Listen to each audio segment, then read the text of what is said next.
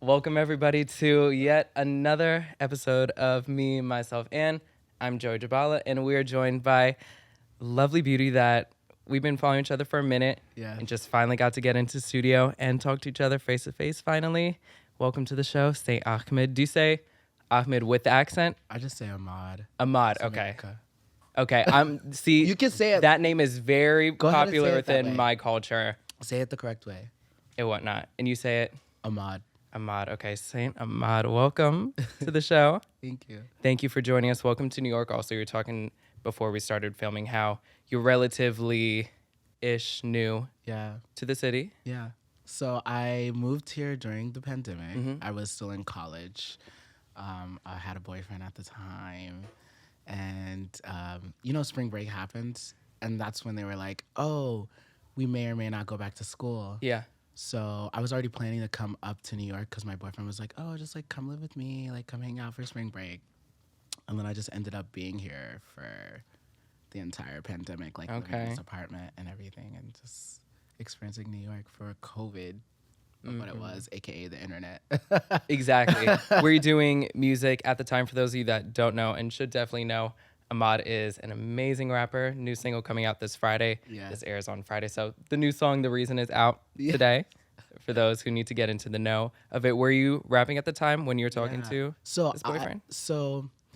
I went to college originally for musical theater, and then I transferred out of musical theater into dance. And towards like my junior, senior year, I was like, damn, I really want to make music. So I had started writing music in college, just like didn't put anything out. I just was like meeting producers, figuring out my sound, studying kind of a vibe and seeing what was out there. What was, before this man too, what was your first love, dance or music? Both kind of coexist, but if you had to choose. I'd say music because I grew up singing in the church in Japan. Like that was like my first, like my mom had a really close friend. She was like my auntie, and she would take me to church with her. And like I led praise and worship. I took piano lessons. I was just always around music before. I didn't really start getting into dance until high school when I was in North Carolina. I did like a conservatory, and I did like a musical theater conservatory, and they like put you in dance classes and stuff like that. I got you. And you grew up in Japan, from what I was reading. Yeah. In your bio, because you're the child of parents that are in the army, correct? Yes. How was that? Oh, well, my mom was in the army for 21 years. 21 years. So I always say I was raised like a soldier. Okay. And I think that's why I'm so like structured about everything in my life, except cleaning my apartment, because once you turn into an adult, cleaning is much more complicated fitting into your schedule. It's so complicated because you literally have to fit it in. It's like 2 hours of cleaning. It's like right, like my shit's not dirty and germ infested. 100%. It's still sanitary. 100%. But when it comes to like the laundry going into the closets where the laundry's meant to go in, I'm giving like full fashion show, like all the clothes are on the floor. I don't have time to hang it up. I'm already running 10 minutes late. Then I got to get to the train. The train's delayed. Oh, well, I'll be there when I get there. I just tell my friends I like my options out in front of me. Oh, I just like everything. Yeah, no, honestly though, because it's like for me, getting dressed is all about like how I feel sometimes. Yeah, like even today, like last night I was like, oh, I'm just gonna wear this, and then I put it on and I was like, I don't feel good. I don't feel nice. And then it literally took like 15 minutes of me just trying on things and listening to music. And like, it was like a therapeutic process to get ready. Exactly. It's different the day of. Yeah. I'm not who I am on this day. And it was hotter for some reason. I was like, oof, I can't wear a gloved bodysuit. Definitely not that, not even bodysuit shit. I wish I brought a beater. It's just too much, and some poom poom shorts, preferably. The poom poom. Need. Release the poom poom. Release it. Release the poom poom. Nobody wants to catch it, clearly, the way my summer's been going, but it'll be out. Summer just began, girl. Yeah, but my summer began earlier, darling. Yeah, we started in the spring. Oh, girl. Yeah. Now I'm on like a mini hiatus and everything. Where monkeypox. You could call it that, yeah, as I'm waiting in line for my vaccine, which you guys have not given us any type of information about still, but work. Yeah, you could call it. To go back to... I understand. Hun, I'm all right. I am okay. I was sick before. I don't need that again. Shout out to everybody that has it, though. May y'all recover. Get better soon. But back to growing up in Japan, especially as a child of a mother who was in the army. How was that growing up? How long were you in Japan for? I was in Japan for like, I think a total of 6 years. We did like multiple tours. Okay. So my older brother was born in Germany. I was born in Japan. And then my little brother was born in Japan. But in between that, we went to Fayetteville, North Carolina. We went to Orlando, Florida, because my mom would keep getting stationed in these different places that were army bases where she would have to like pick up her entire family and move. Yeah.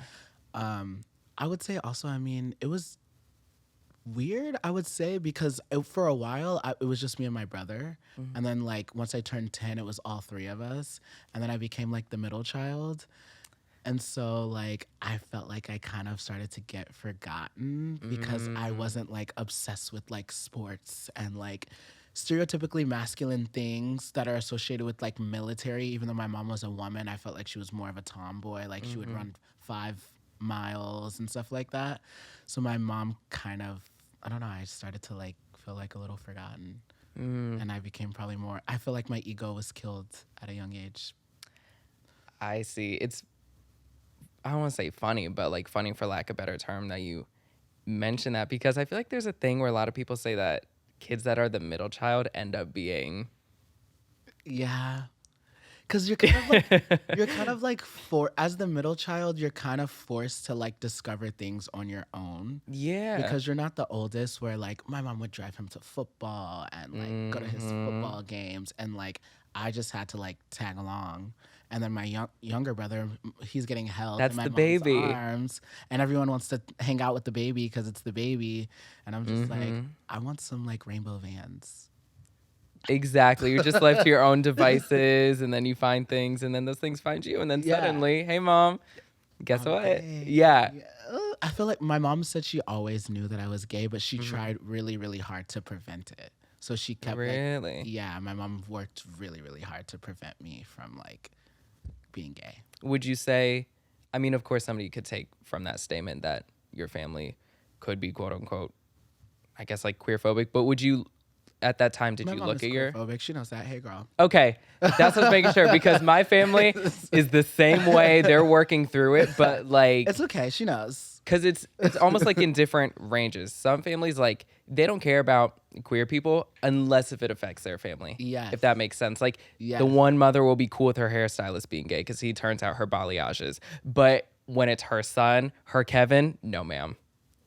When it's like inside of their house. Exactly. What's going on? Even though my mom's hairdresser, when she was in Fayetteville stationed, was a gay man. Really? And she had like lots of gay men that would work in the military around her that I would like see their fashion. I'd be like, oh my God, like I want you to take me shopping. And my mom would always just be like, you don't want to hang out with them. Really? Did you, so you saw some type of connection within her friends. You didn't know what exactly it was though. I remember like vividly, like there was this one soldier in the military, and when we lived in Japan, he always had like the best fashion. Like he had like a sparkly belt and like dope jeans and like crisp Air Force Ones, and like I was like, I want him to take me shopping, and my mom was just like, no, it's okay. She's like, you don't need to spend time with him. Like, let's go. Don't worry about it. Man, hopefully she sells that army directory. He sounds like my type. You like the soldiers? I mean, physically, yes. The ones that are like, hey, exactly. I was waiting for that reference to come up. I ain't Checking for it. it. Right. Yeah. See? Exactly. I mean, I prefer the soldier built, or they just prefer me. But to the point. It just got me distracted. I had to have a sip of my water. I was like, ooh. Air Forces, dress is nice. Dress is the nicest out of the whole field. Right. Yeah. But did you know at that, like when you were younger, like I guess that's something that every gay kid has or doesn't have, like that moment where they're like, I think I'm a little bit different from everyone else, but we don't know what to call it or we don't know how to put our finger. Without a doubt, I definitely like knew that I was different or like weird, quote unquote, or just like, I don't know, something was different about me. Like I would be on the playground teaching girls Destiny's Child choreography for music videos while everyone's like playing kickball. Yeah. You know, and I was like the only boy around it. And I know like a lot of the teachers would like point it out. It's like, why do you always spend time with the girls? And I don't know why, but I also think my mom should have realized is like my father wasn't in my life for a while. So like I was around a lot of women. I was always around my mom's friends. I was always at the nail salon, at the hair salon. So like it just felt comfortable to be with women. And that's just like what life was. I don't know why I think also my mom, I think being gay pre like 2000s was very like, I don't know, you saw like a lot of like RuPaul and like that was like the only like idea of like gay, whereas like now we have like Saucy Santana, we have like Lil Nas, we have like Kid Ken, a whole bunch. We have like other different examples of like you don't have to be like overly feminine, or you can embrace your femininity and still be like a man and like be gay. Yeah, I think what gay meant to the typical person back in the day was like you're either RuPaul or like Ricky Martin. Or, you know what I mean? Like a very pretty, like hyper mask buff pretty boy. Yes. In a way. There was no like in between or like ability to like change or adopt your own style or embrace both your masculinity and your femininity. Exactly. That's where I love the term queer and the way like our own community have kind of turned it into an umbrella term, or like it's always been that way. I don't know, but I more so fit into the queer category rather than gay. Of course, technically, I guess like I don't want to say I guess I'm gay. Jesus Christ. But I'm gay, but queer feels more comfortable. Yeah. Do you feel like that? Like if you feel like that word was around the way it is now, do you feel like you would see kind of a home in that or resonate with? I don't know. I think I consider myself a queer artist, but I think I guess I am queer in a sense. I think where it gets confusing to me is when it's like the difference between a gay club and a queer club.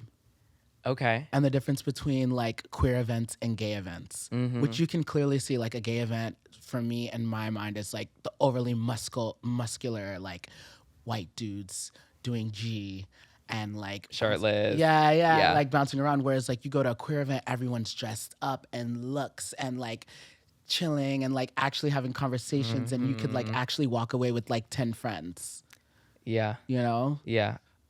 So yeah, maybe I guess if that term was back then, I would have probably more identified with queer. But then it was like, when I grew up, it was like you're either gay or like straight. And I was like, I don't know. And I said I was bi for a while. So maybe if queer was there, I would have said I was queer instead of trying to force myself into this bisexuality box. Yeah, instead of doing the whole like you're either gay, bi, straight thing, you could have had the queer umbrella too. Sit comfortably under. How long did the bi thing ask for? No shade. If you are bi, congratulations. We love it. Bisexuality, bi girls, stand up. We love it. I think now I probably identify like actual sexuality wise as like pan. Okay. Like more pansexual, because that just means I could be with someone who's non-binary, a trans person, someone who does drag, maybe a woman who's like comfortable in her sexuality. Wait, sorry, what was the question? Shit, I even forgot. Because I was really listening. I was like, wow, no, yeah. But I can't even remember, so I'm going to move on to the question that I wanted to ask too. How would your mom, like, what efforts did she make in trying to quote unquote stop your queerness? So very, very clear. Like I had to keep my hair cut. Okay. Like I couldn't. So I have locks now. I wasn't able to grow out my hair until I got to college and moved away from my family and was able to like not be forced to get a haircut. We had to go to church. My mom would always dress us in like Ralph Lauren and like the button polos, and we had to tuck our shirts in.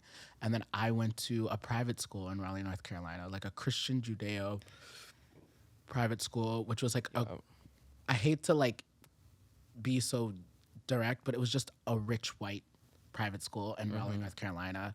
And I was the first person to come out there, which is so weird to think about.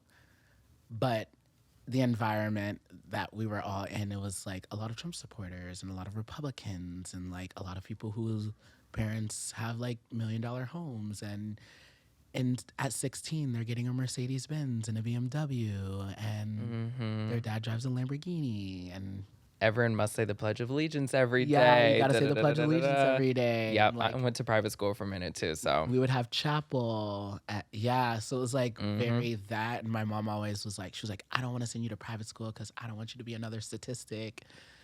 And I was like, sis, like, I'm gonna be what I'm gonna be, whether I'm like going to private school or public school. It's just you as the parent, it's your job to show me what's right and wrong.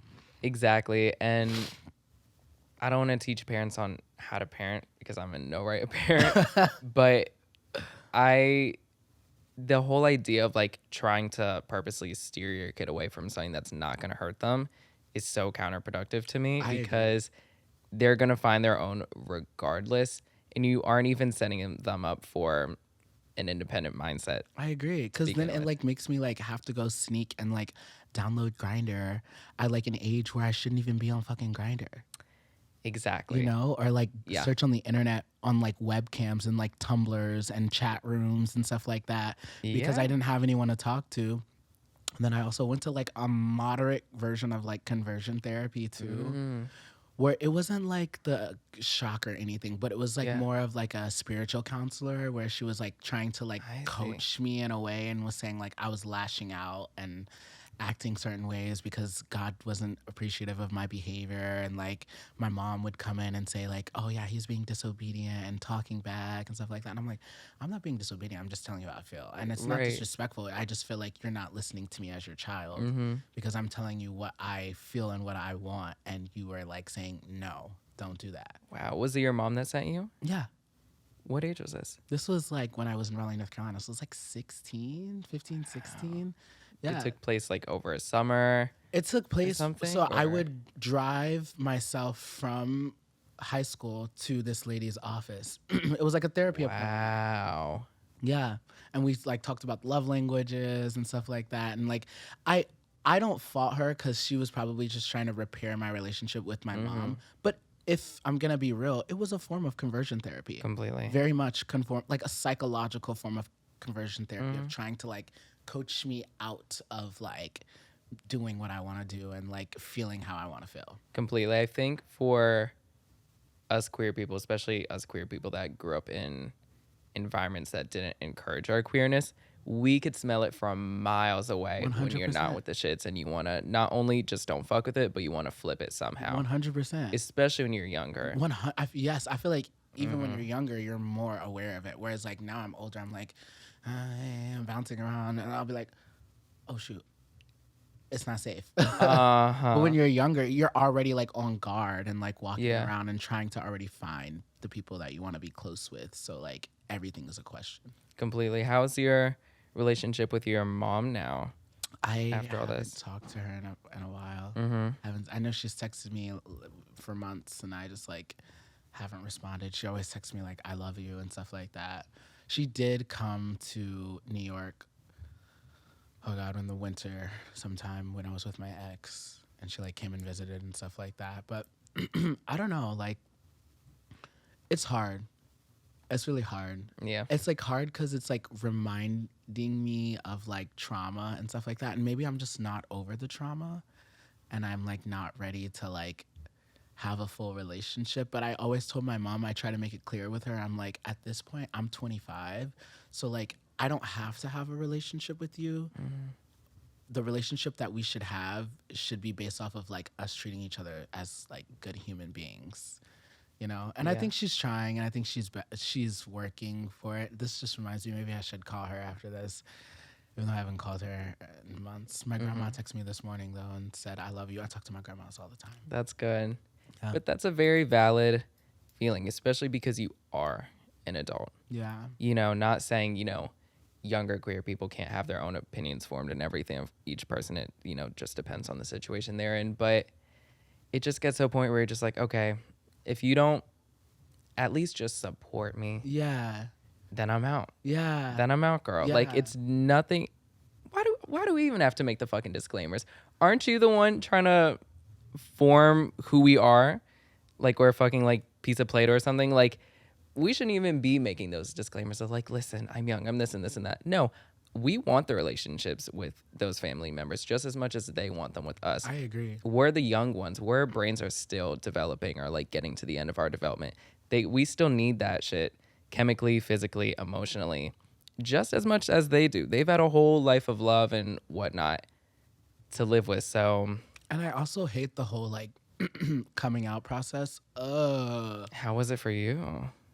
I mean, I was kind of like forced a little. Really? Yeah, my mom was like, "Are you gay? I know you are. I know you are." Like, and I just My like, sister. Yeah. Same. Yeah. Yeah. Yep. It was like Same. forced. I didn't really have a choice.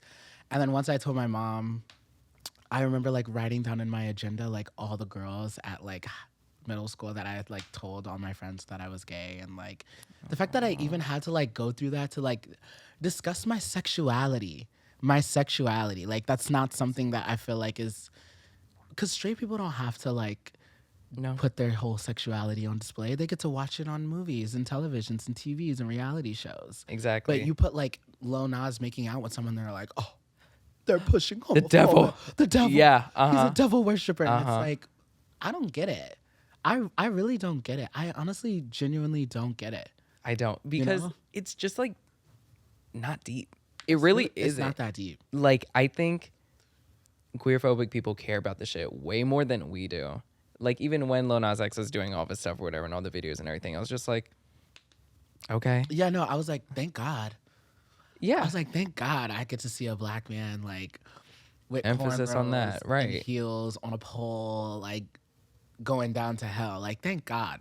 Because I can only imagine it in my fears and my dreams, and for him to do it in like a beautiful way, it's like so spiritual and it's awesome to see. That's the thing. And that level of representation, I think, is just now happening in 2022, which we still have a long way to go. And people like you and myself hopefully will make our mark in that world when it comes to making space for other people. But the whole queer experience, it's wild, and it makes me think if it still exists for kids coming up now, because there's TikTok and everything, and like, you know, you walk in now. Yeah, exactly. Like, not everybody wants to be queer because it's cool. You can make money off of it. Suddenly, like, you know how to do makeup, I guess, like, is what straight people think. Like, I walk in my Ulta now back home in Maryland, like whenever I'm back there for a break or whatever, and I feel so like that girl. When I'm in there, I'm just like, oh, I feel safe here. What happened? Me this 5-10 years ago wouldn't be the same thing. Right. I'd be hiding behind my mom. Whereas now they're all just like, Hunty, do you want anything? And I'm just like, honestly, as long as you not call me fag or whatever, sure, here. Yeah. Ring up my clear brow gel. I don't care. You know, so I wonder if it still exists for kids. Now, of course, it probably does on a much more grand scale, but if it's as rigid and as common as a thing as it is when we were coming up, because all my friends that I knew that were gay when I was younger, which wasn't a lot, they still had to come out somehow. Yeah. Most of them had it easier than me. I think me, out of my whole friend group, I had it the hardest. Yeah, me too. I definitely had it. You do too? Yeah. Do you have any, like, not feelings of resentment, but do you see your friends and how they've come out to their family, and like whether their families have accepted it and welcomed them in? Do you kind of look at it and sometimes you're just like, I'm like, damn, that's so nice. Yeah. But then but the other side of it, sometimes I'm like, okay, it made me a stronger person. And it made me not feel like, and maybe it's also made me like way more independent and like feel like I don't need to like depend on anyone or like feel self-reliant, which that could also not be good as well, because I'm just like, I could do it on my own. I don't need you.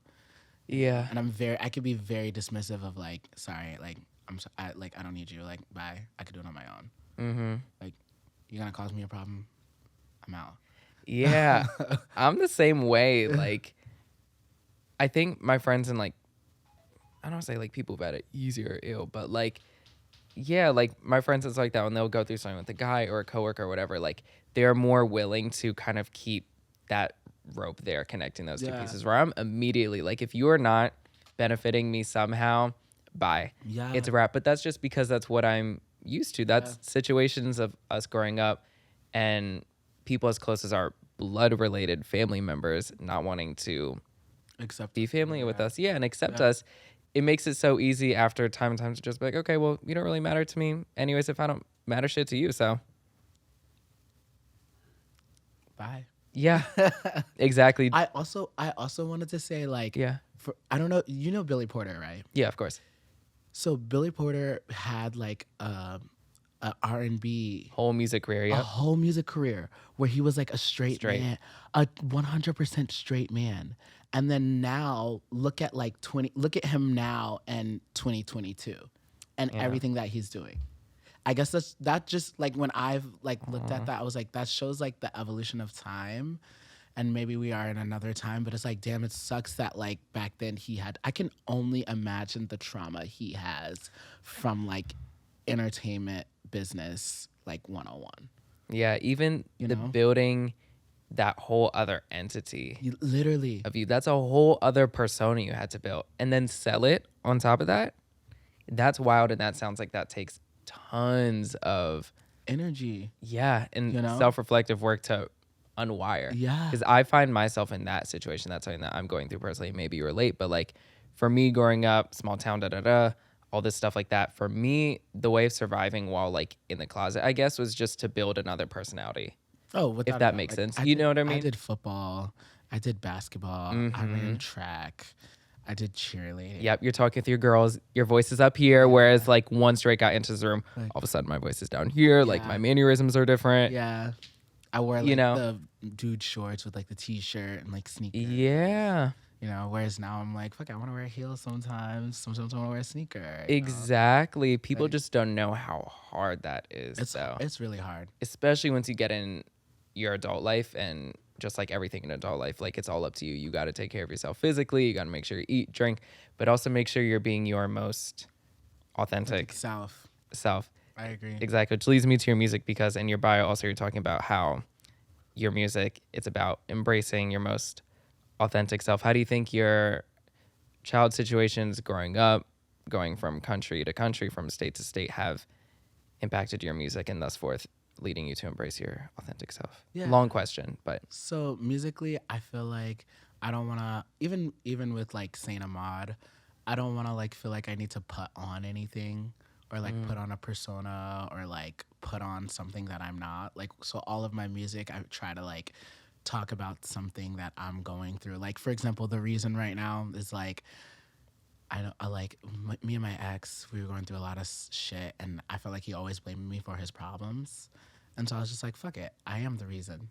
I'm like, maybe. And then I'm working with Prince, and he played me the song, and he was like, maybe I'm the reason that your baby mama cheated. And I was just like, okay. I was like, period. Maybe I am the reason. So good. I'm like, maybe I am the reason. And I just like, I'm going to accept the fact that I am the reason. And that just like is what it is. So I don't know. I just want to be like authentically. That's like my key is to like be so authentically myself and like never feel like I need to put on anything more than just like, if I don't want to wake up today, then I'll have to wake up today.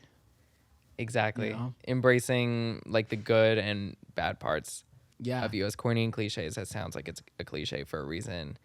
And that's the thing. That's where real artistry comes from. I agree. Once you start like letting down those things and be like, okay, well, this shit sounds toxic as hell, but I'm still going to put in a song because that's what I'm fucking thinking. That's also how you grow, first of all. But honestly, though, I think that is still healthy. Yeah. Completely. Because it's still like self-reflective and therapeutic. And I'm obviously not like casting anyone's like, casting myself on anyone. I'm kind of like putting it on myself as like, yeah, I know, like I have been the problem. It is what it is. I'm accepting it. I'm still the shit though. That's the thing. And it's funny in a way. Like, it's like, yes, I'm the problem. Whatever, I'll work on it. But it's also just like, yeah, I am the problem. As Khalees said, I am the bitch y'all love to hate. You know what I mean? Like, is it me? Am I the drama?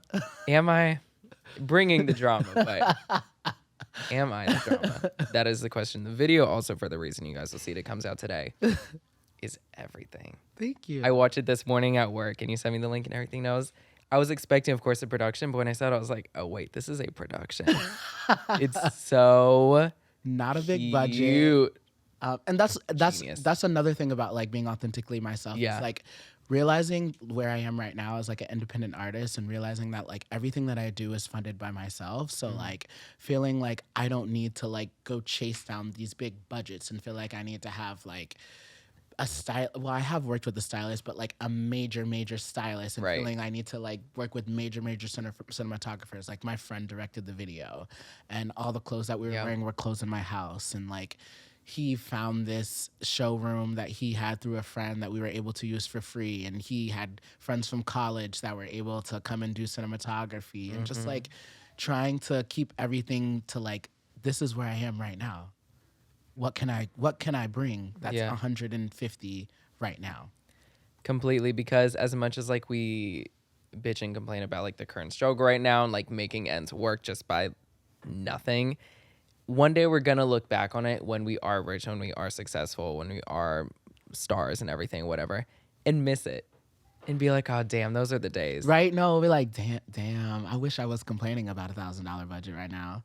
You know? Exactly. Because when it gets to another level, I can only imagine like so many people's opinions and so many ideas. You got your manager, you got your tour manager, you got your business manager, you got record label, you know, you got stylist, Contract, stylist assistant, contract. You can't post at this time because the contract says you can't post for 30 days, and like so much, which like I'm kind of excited because it's gonna be kind. Yes, exactly. Oh, I have a meeting. You want to talk about this Instagram post? Oh, okay. You know, but like you said, it's like when we look back and we're like, damn. Yeah, that's where I am right now in like my journey. Like, you know, I have this thing that I'm literally just doing myself with whatever money I make at work. As you should. You know, I'm somehow making it work. Some days it's stressful and whatnot. But I thought about it last night and I was in bed and I was just like, I'm grateful. Yeah. We're making things out of nothing. Literally. You know? Literally. Like, you know, your video, like, you just had word of mouth, friends that knew this person, that know that person. And you put together a whole fucking video for an amazing song. And we shot till like 6 a.m. Really? Yeah. How was like the shooting day? Like, 'cause this is your first video, correct? This is like my fifth video. Every single has a yes, of course. So I did like a really big production for this record that I did for Beast. It was like 2 days and I love 25 people on set and like a director that I had never worked with and a concept that I had pitched to her, and like they had like production design and I had fire and I had like locks down to my back and stuff like that. And me personally, like on set, I can be very, very stressy because I'm like 9 times out of 10 have the vision that I want in my mind. Yep. And like, I feel like 9 times out of 10, like people aren't listening to me. And I try to emphasize, I'm like, I am the artist. Yeah. I'm the one who has to go and pitch this and like be happy about this in 10 minutes and like has to make a TikTok to the sound and like talk about the music video and say good things about the music video. So just tell me what's going on, you know, like talk to me, help me out, help me like de-stress myself. Completely. Because otherwise I'm just like, I'm like, why is it taking so long to move the camera set? What's going on? That's the thing, especially for like creatives mentally. Sometimes you wish you could just like plug a projector up to your brain and be like, look, this is what I'm thinking of. You don't have everyone see your vision exactly as you do. Yes. As it's appearing in your mind. But like, oh my God, especially when you have people and like a team. And also people that you may not know or like who don't know you as like a person or like as an artist. They like don't know your like work, the way you work. So like you may it's gonna take you time to like communicate with them, and it's like I don't have time to like learn how to communicate with you right now because we're literally working on set right now. Exactly. You know? We're working, baby. Like this is fun, this is creative, but like we're not here carrying and keeking no more. Like we'll do that later when the shit's finished. And then I also say like the camera crew has a different eye. So like the cinematographer, the director, they want to redo a shot because maybe they got like a fingerprint on the glass or something like that. Whereas like me, I'm like, did you get a good performance? Can you cut that little section off? Okay, great, let's move on. You know? That's a very good point. But they're like, no, we got to do it again.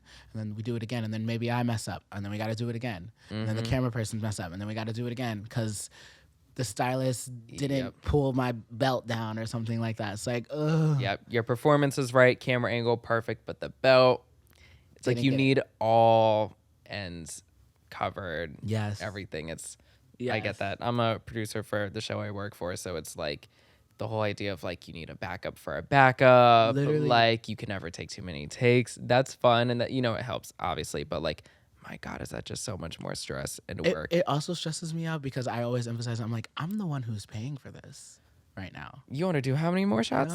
Yeah. I'm like, okay, you guys want to shoot for more? We only have this for like this amount of time. Exactly. So who's paying for the overage, late fees? And they're like, we really, really believe in it. And I'm like, babe, that means I have to go to work. Right. That means I have to get on the pole. Believe in a deposit, please. I have to go dance. I gotta go host more parties. That. How is that also, by the way? You work in I love it. Nightlife and everything. Honestly, it's been very freeing and healthy for me because the way gayness was painted in my mind was very like negative and like sinful. So like it's been very awesome to like go out and go dance and like feel like I have the control in the room and like it's like, oh, you want to touch? $5. Exactly. That's the thing. It's so much more powerful and it's a good way to, I don't know, get you in a very comfortable position with you and your body when there's that consent, but also the power still stays. And I had like so you, much like sense. sex shame because I was painted with like the idea of like gay equals sin and like sex equals sin. And so like I just had so much like shame around like sexuality and just like go dancing. It's been freeing. Like I have awesome managers. Shout out Xavier. Shout out Hush, Patrick. Love. My brother Apollo. Yeah, it's just been like really, really dope to be there. And I feel like super accepted and it's been awesome. It's been a really crazy experience and ups and downs. Yeah. But I wouldn't change it for the world. I think nightlife for me has been like the one experience in my life that like, wow, I'm so glad that like I did something that people told me not to do. Really? Yeah. I love that. Do you think like, is it because you were ashamed of it? It was totally because I'm Wow. shamed. I'm like, my mom was like, nothing happens after midnight. No, nothing good happens after midnight. Like, why do you want to go to the club and stuff like that? But honestly, everything that I'm doing musically has been because of like conversations I've had at the club. Exactly. Or people I've met at the club. Yeah. Or like I met a doorman, or like I was walking in Hell's Kitchen and met this stylist that I had worked on a video with during Pride, and I brought him in to like style me for the last year. Yeah. And then he moved to Texas, land and come back. We love remote work. It's still a possibility. a A cute FaceTime call. He's always like, we can do it remotely. I'm like, no, I need you in person. No. Because I'm like, I need your emotional support. No. I get it. No, going out is great, especially this past summer here in the city. I think the city's really had a moment. You mentioned Hush too. Yes. The NSFW parties are so fun. Oh, I'll be there on Friday, I think so. Unless Apollo he wants me to go to Fire Island with him. So. Fire Island sounds fun. It's their year anniversary. It's their 1 year anniversary. That's gonna be fun. That'll be cute. I'm thinking of going to that. My sister might be coming into town. Let me know. So I'm just like, do I take my sister to this club where I'm gonna be chaps and everything? But I'm like, I don't know about. Well, I think they've closed the back room because of monkeypox. Really? Yeah, okay. Because I worked that last weekend and like we didn't have to work the door or anything. Like we had a different schedule and it was because monkeypox. So I don't know what they're gonna do for NSFW because it is kind of like the point of like that party and like the vibe. But still monkeypox. Yeah, exactly. Wait, they have the back room open on other nights? They have it open Fridays, Saturday. Yeah, they do. I thought it was just for NSFW. Oh, no, girl. What? Oh. Wait, I didn't know that. See, I still need to go in the fucking back room. Just most times I'm at Hush, I'm usually just like way too high. You should do it. And I'm like, I'm gonna fall. You should like walk back there just to say you did it. And like, if you don't like it, walk out. But see, I usually do because like I'm a cruising diva. Like I love a good public moment. Yeah. Oh, word. Trust and believe. I've fallen into many moments. Work. Okay, like that. Oh, trust. I used to not like back rooms. Yeah. I used to be like, no, they're pointless. Da, da, da, da. I need a bedroom. But in the I guess also I was in a relationship. But now that like I'm single and like I'm way more explorative and I'm just like exploring myself, and I've enjoyed a couple times back there. I mean, like, what do I have to lose, honestly? I love it. How has been from your relationship standpoint? Because I know you say that you're a hopeless romantic. Yeah, I mean, babe, I was engaged. Like, we were like married. Really? Yeah, I was with him for almost 4 or 5 years. Wait, really? Yeah, babe. You guys got back. You guys got together at what age? Like 20? 21, 22. I met him on a summer in college while I was in New York. He was living in Hell's Kitchen at the time. I mean, he was daddy. He still is daddy. Love. Okay, good. And you never know when the timing's right. You never know. And I mean, honestly, when I first met him, he was like 2 weeks after, he was like, "Oh, I'm gonna marry you," and I was like, "Hell nah." No way. But then I don't know, we just like clicked. We got along. Like, even when I was back in college, like I come back to New York and like spend weekends with him. And then like the pandemic happened and we were like literally together for a year, nonstop in the house, and like we had good rapport with each other. Like I didn't feel comfortable going out of the house. I was like, hell no. But he's like such a strong like man, where he was like, "Oh yeah, I'm going out of the house. Like, I'm gonna go get food for my family." Meanwhile, it's just like me and the puppy. But like, that really is daddy. Hold on. Yeah, no, he's like, I mean, he cooked for us, did the laundry, like, it was everything, you know. And see, that's the thing. We love. I'm not in a place where I'm looking for it, but if you're gonna get yourself a man, get yourself a fucking man like that. Like, let the divas be taken care of. I love to hear. Hear that. How is departing from that wifey lifestyle into singlehood being? How has that been like? Especially, you mentioned that you were, or that like you look at yourself as like a hopeless romantic. So do you see yourself out sometimes and you're like, oh, it would be nice to like go home with someone, or are you just like in complete single hot girl era at the moment? I'm dating. Okay.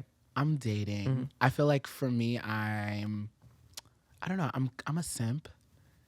So like once I like have like a connection of some sort with someone, like I pin them on my text messages. I'm texting, I'm FaceTiming, what's up? Like, why haven't I seen you in a couple of days? Like, it's not even at that point. Like, obviously I want to have sex too, but it's like, I like, my love language is quality time. Same. Really? Same. I was just about to be like, I love your company. That's what it is. Yeah, it's like, well, fuck, of course. Trust me. This throat's going to be yours. But I just like, want to watch a movie. Yeah, and it's like, we could be in the same house and not say a word, but if I look over and you're there, I'm like, there he is. You know? So like, yeah, I feel like my sister. I'm moving just a little less impulsive, I guess, than I was. I'm not like so quick to be like, oh yeah, this is my man. I'm gonna be with him for the rest of my life, and like he's everything, and I'm everything. But yeah, I'm dating. That's good, because getting cuffed up is very enticing. I'm dating, but I'm still single. Hey, make it very clear. I mean, unless I happen to get in a relationship, and then we can define what that looks like. Exactly. But right now, I'm dating, and I'm single. You're not exclusive with anyone or don't have any type of restrictions. Shit. Good that you made that clear. I'm the same way. I'm always on here talking about like, I'm not interested in a relationship, blah, blah, blah. But if the right man comes along, I would love to go out to lunch or something and see where it goes. Yeah, no, that's what I'm saying. Yeah. Freedom. You know? And especially at this age too. The other thing that's also hard for me is like, once I'm dating someone, I start to like question myself, and I'm like, I don't really want to like date other people, because this is like my main priority in dating him, and like I'm FaceTiming him the most, and he's probably the only one I'm FaceTiming, even though he can also see, because I have Find My iPhone, all my friends. Yep. Like, they see my location. I'm like, he can also see my location, so I don't think he probably gives a fuck what I'm doing. But still. Being a simp isn't. Yeah, it's not easy. I wish I was more like, I don't give a fuck. Like, I don't give a damn. But my heart is just like, I guess also I saw my mom go through 3 marriages. Like she's on her third husband right now. Girl, it's okay. We know it.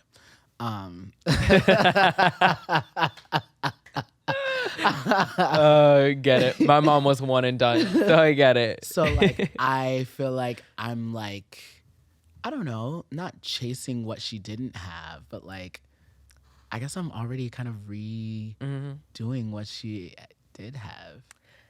Yeah, You know? it's like a familiar feeling, Yeah. but it wasn't around enough to the point where it counts as being familiar, if that makes Yeah. sense, but you want it to be. Yes. It's like, it's a stranger, but it's a familiar feeling Yes. that you are longing for. Yes. And Right? I also think that being in nightlife also makes dating very, very hard. Because 9 times out of 10, I meet someone and they think I just want to fucking suck and fucking suck and fucking suck and fucking suck. Right. And then when they meet me and I'm like, I want to get dinner. Like, I want to hang out during the day. I Yeah. wanna do other things other than like be in the club. They're like, well, you're going to be out all night. And I'm like, that's just my job. Like, I'll be out all night. But if you tell me, like, once you get off, come home, come spend time with me, I'll be there. 3 p.m. exists. Literally. Let's go on a walk during the day. During the day. And I just quit my day job. So, Hey. like, now I'm, like, figuring out what I want to do Yeah. like, with my days and stuff like that. And, like, you know, so I have time. Yeah, it's hard to know people's motives when meeting them in the club. It reminds me of the fucking Summer Walker song, and she said, "No, you met me in the club, but I'm different." It's funny because that's me sometimes. No, that I feel that too. You know, like, it's like no, like we could actually have a good connection you here. may see me like go-go dancing and like being ho-ho in the club and stuff like that, but that's just like my job. And once I get out, like you'll see me as a real person. Exactly, and I'm not with like seeing someone that's like go-go dancing or just be like, oh no, like they're just meant for here. Like, I agree. No, I'm just dancing. Sorry, I'm gorgeous, thick, and could dance. Sorry. If anything, that sounds like somebody I would want to cuff, but to each is their own. I agree. But some people like they're self-conscious because they're like, Yes. what is my family gonna think? Oh, Yeah. my boyfriend's a stripper and like he gets paid to like dance in a thong and he is there until like 3 a.m. and like I don't get to see him all the time. Like, what is my family gonna think, or what are the people around me gonna think? And Yeah. like, the reality is, no one probably cares. No one cares. But like being raised however they were, you know, they have like a certain perception of what Yeah. their other partner should be or who they should be. Yeah, it's like a self-imposed thing It- that they what- just feel guilty about, and then they're going to project their insecurity on you and your profession, which it sounds like your job isn't keeping you busy enough to me. If you got to worry about what I'm doing between the hours of 10 to 4, why the fuck do you care that much? Yeah, I agree. You know? Yeah. I really don't. I don't understand that. But dating in clubs, though, is tricky just by, like, the overall, I guess, like, culture of it. And before we started filming, we were talking about, like, everyone's in open relationships, and That that's part always, like, too, and like open relationships and like dating. And like, don't get me wrong. I had a boyfriend, my first boyfriend when I was in high school. We were totally closed, and I would like emphasize to him like, we're never gonna be open. I don't ever want to be in an open relationship. Like that's just like not a thing.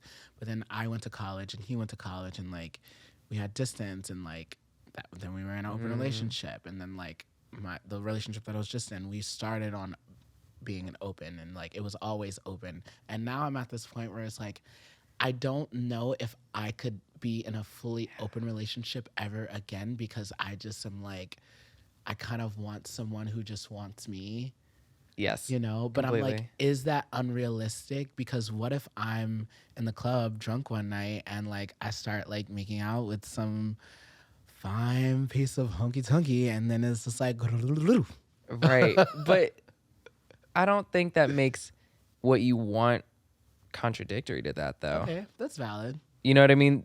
Like, say you did meet some fine piece of fucking hunky tunky and you start making out and go to the back room with him once monkeypox is over and everything. Like, okay, then you just have to assess the situation depending on whatever the boundaries and rules of your relationships That's call valid. for. That's You know, so like valid. if you're in an open relationship at that time, you went to the back room with somebody else. Okay, work. If your partner doesn't care and that's something you guys agreed on that you guys could do, fierce. I'll see you in the back room. Let's make this 2-piece or 4-piece. Let's go. Like, but I don't know. The open relationship thing, it's I don't think I could do like fully open to where like I'm laying in my bed and like you could walk in with someone and I have to like go to the living room, or like we're like during the daytime. God, I'd feel horrible. I'm like, when we're together, babe. You know, like, you're with me, I'm with you. Like, quality time is my thing. Like, I don't want to share my time with you. If that makes me needy, then that's okay. I will be needy. That's the thing. And I don't even think it makes you needy, though, because how I see it, it's like we just don't half-ass things. Not saying being in an open relationship is half-assing a relationship, but, like, if I want to make my own decisions for myself, whether it's, like, who I date or who I sleep with, I'll just be single. And I'll make those decisions myself. Yeah. But then when I'm in a relationship with somebody, like, that's obviously who I want to give my intimate energy to. I agree. Intimate self physically to. So why am I gonna split it up? The other side of it is like, say you're in a relationship for like 15 years, right? Yep. And then it's like things start to get a little dry. And like you need to spice it up. And then it's like, I think that's a totally different thing. I think so too. Because you guys have probably been together for so many years at that point that it's like, listen, I don't want to see the same dick and ass every single day for the rest of my life. Exactly. That's so like, exploring. Yes. Yeah. I understand it. But to start off as an open thing and like, I need some time with you to establish everything and like, have you want me and me want you, and like live in my fantasy of like we just want to be with each other. Exactly, hubby and wifey. Like I went on a date not too long ago with this guy that I met at Poppy Juice. It was literally like the morning after. Yeah. Come on. The morning after? Work. Yes, it was a nice little date. You were a priority. Yes, I was. Yes, I was. Which then leads me to doubt though within this interaction though, because towards the end of it, in the date, like we were just like talking or whatever, and like we got like very open and candid, like when it comes to like talking about like past relationships or whatever. I was saying how I was just getting over a guy that I thought liked me back this whole summer, all this shit. And he's like, yeah, I also want to like disclose that I am in an open relationship and everything. Not exactly. I froze. I was just like, what? But he's also trying to date. See, that's like, I'm glad we had this whole nice day together. You paid for my fucking food at this nice restaurant that I can't afford. But like, girl, why are you telling me this now? Yeah, like, I feel like that's information that you should disclose before you could go on a date. Before.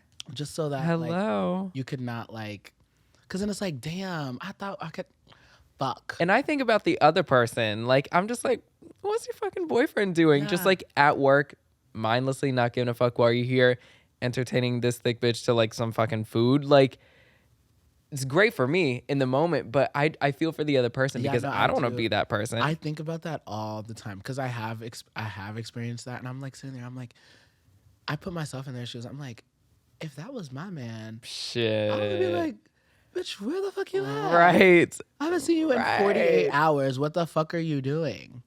What's going on? Or maybe that's why he immediately wanted to do it the next day, because he had maybe stayed out all night. Perhaps. That just stayed out to the morning. That just doesn't sound like a lot of communication, though. For me, if I'm his partner on the other end, once again, where are you at? Like, that's fair. Some people want to keep. Some people are like, don't ask, don't tell. Like, yeah. Shout out to those people if that's their thing. That is not my thing. What about like, would you ever do like a polyamorous relationship, or like? I thought about that. Like date multiple people, or like, which is totally different than being open, because that just means you're clearly in a relationship with multiple people. Exactly. Or like a throuple. No, yeah, that definitely does. I feel like polyamory resonates with me more than like open relationships. Yeah. If that makes sense. I remember in college there was this couple in my class that I both had a crush on each one. And I was like, whichever one wants me back, I'll take. And then I thought about it and I was like, well, what if both of them want me? Then I was like, all right, time to do some math here. No, 1, 2, 3. I have definitely experienced like it was a couple and like they both liked me, but I like spent time with both of them together, but I also spent time with them one-on-one together. So it was like they shared me. And I would always like make jokes. I would be like, oh yeah, I'm like the third boyfriend. But then I always felt like not included because they like lived together. So I was like, I wonder what they're doing when I'm not there. That's the thing. Like, I don't mind being like the special appearance or the cameo, but like, I don't want the show to go on without me.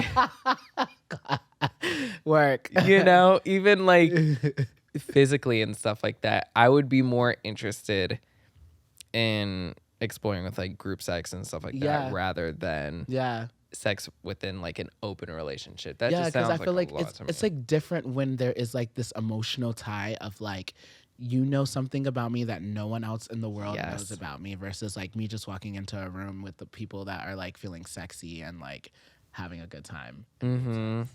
Yeah, and a lot of people confuse those two together, which is weird because they're completely different. I agree. Like, I think that some couples who are in open relationships, maybe they initiate the group sex and invite the people and like and have the house and like. That's a very good point. And like wanna like throw the parties. You know? See, I'm trying to think about what sounds more enticing. Like, say it's like a threesome. Each of those other two people, complete strangers, and like the whole group just don't know each other, but we're here to have a good time, whatever, physically. Or would you rather jump into like a couple situation? Because the idea of like everyone doesn't know each other is kind of hot to me.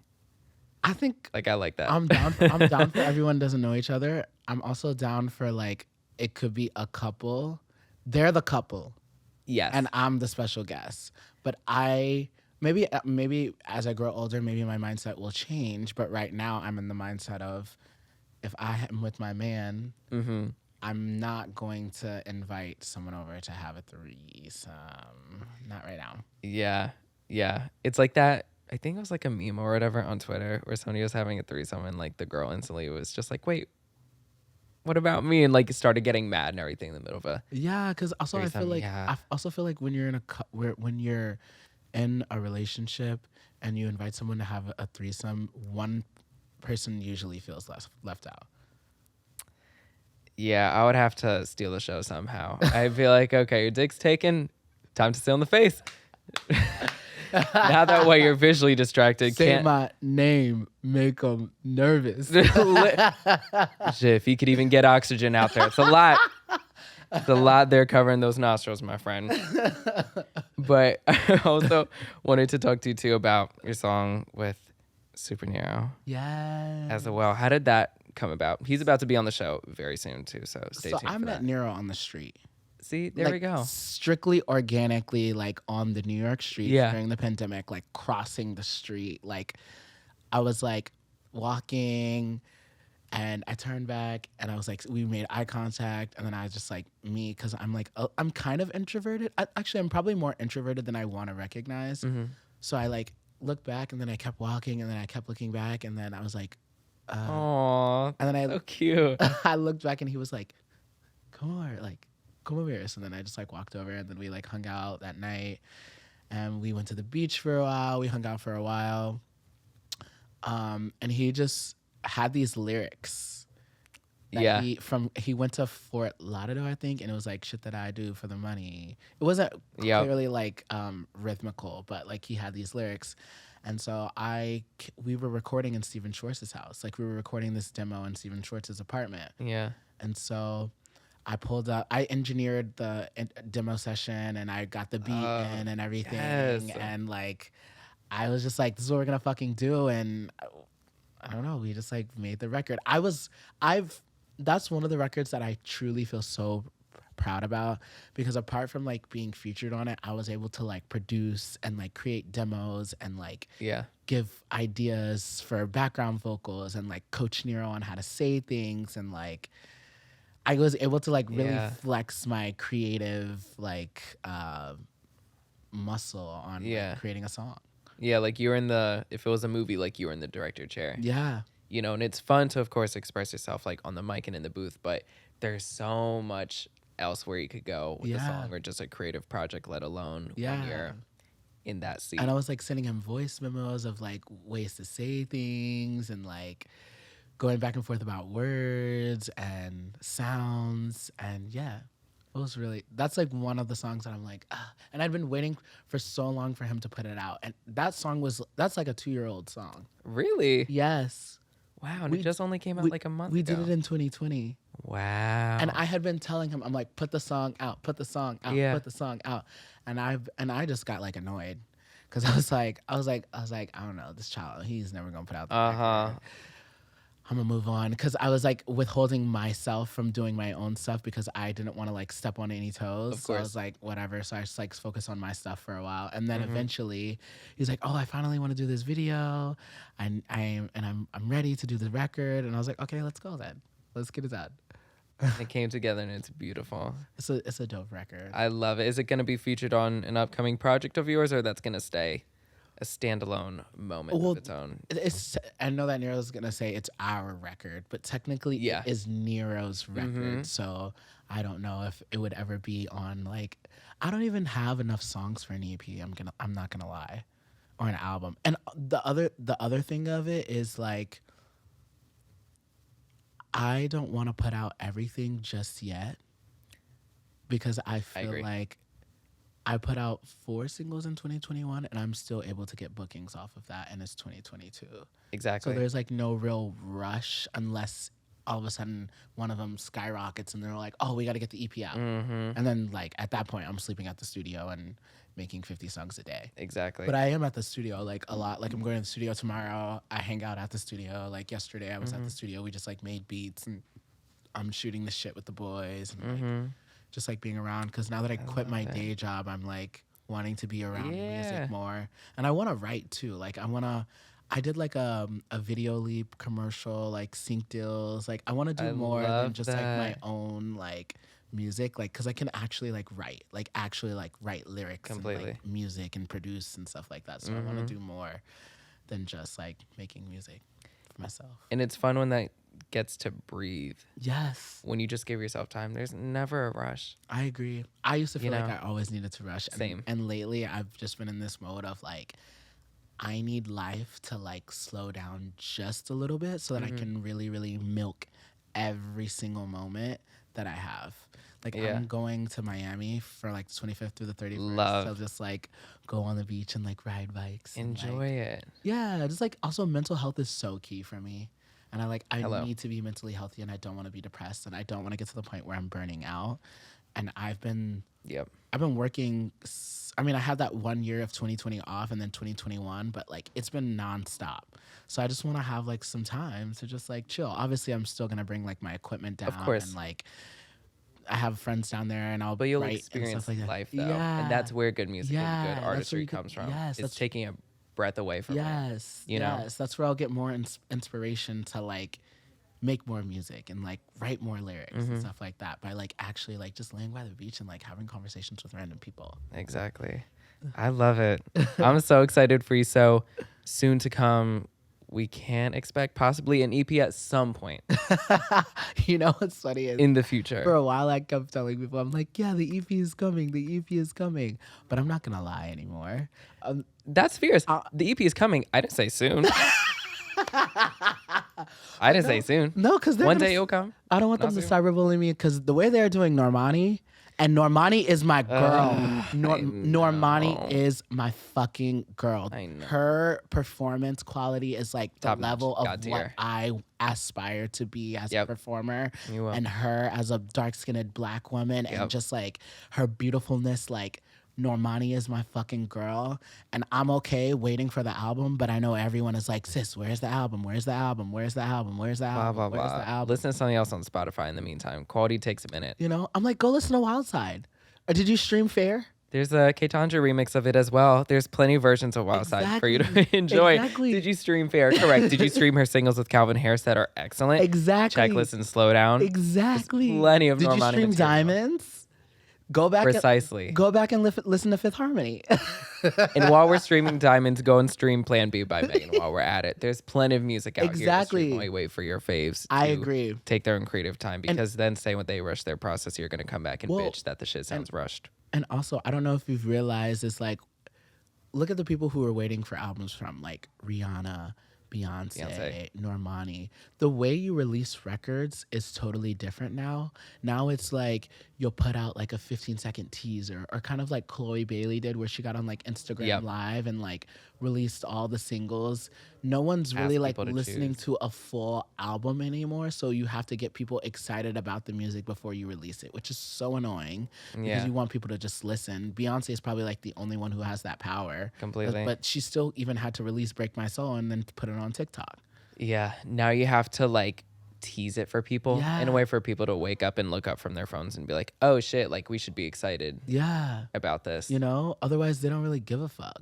Yeah. Because everything's accessible on their phones. And I personally want to be seen more as like a performer where like you come to a show and it's like dancing and live vocals and arrangements and stuff like that. But eventually takes time to get up to that. And I still have to play the social media like Yeah. TikTok-y, like The promo, what Yeah. works, the algorithm, yeah. all that. But you mentioned shows, and when we wrap up, I want you to mention also like where people can find you when it comes to shows and even hosting and go-go dancing too, because people just need to get to know you and experience you in person because you're so sweet. Aw. Yeah, and your music is great too. So Aw. you can have it both. You could be a nice person and you could be 100%. sickening. Crazy Kindness is key. concept. It is. That's how you last long in the game, and that's how you age better. Pretty girls smile. Pretty girls are nice I to don't people. want wrinkles. Hey. And I don't see a wrinkle here on this little soundstage right here, and that's probably because we're being just simply fucking nice people. It's not I agree. that hard, but yeah, where could people So Find you Thursday, too. this Thursday, I'm gonna do a little pop-up performance at Motel 23. love? Sunday, I'm gonna be at Q doing a little pop-up performance. I'm doing Bushwig this year. I just signed my contract. Congratulations. I think that's supposed to be announced this week. And then I have like something September 11th, which I don't want to say exactly because I kind of want everyone to be gagged a little bit. I'll tell you after. Perfect. I was about to say, I was like, you can't do this to me. Yeah. I'll tell you after. Love it. I'll be at Hush and Q.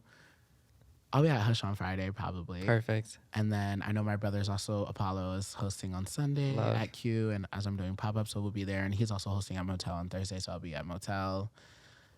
What's the date this week? The 19th. Yeah. And then I'm taking a break until the 25th Good. through the 31st. I'll be in Miami Good. chilling. And then I'm doing Stonewall on the 31st. They're having their first ever like performance Yeah. division. And then we're already gonna be in September at that point. So. Booked. There we go.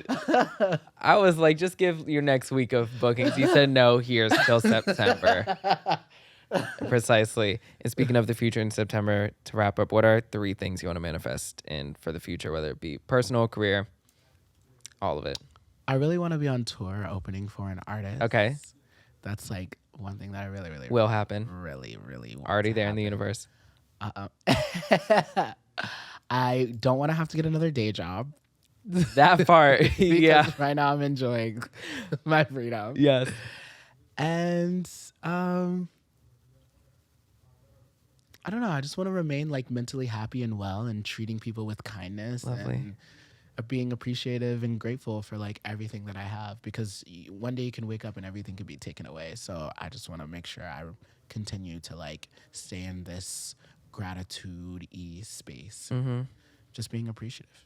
I love it. So tour, no day job, and happiness. Yeah. I fucking love it. Yeah. And they all exist. Ahmad, thank you. Thank you. Thank you for coming. Let everyone know where they could find you and can keep find up with me you. on Instagram at SaintAhmad. You can find me on TikTok at SaintWest96. And you can stream me and find me on YouTube at SaintAhmad as well.